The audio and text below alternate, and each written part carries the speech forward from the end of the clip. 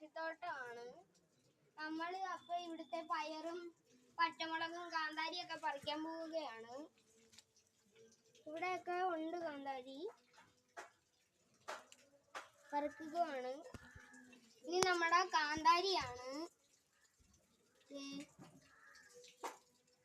കുറേ കാന്താരികളുണ്ട്.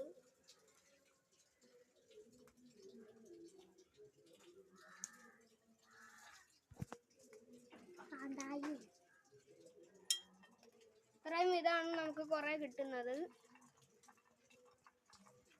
അപ്പൊ നമുക്കിത് പറിക്കാം.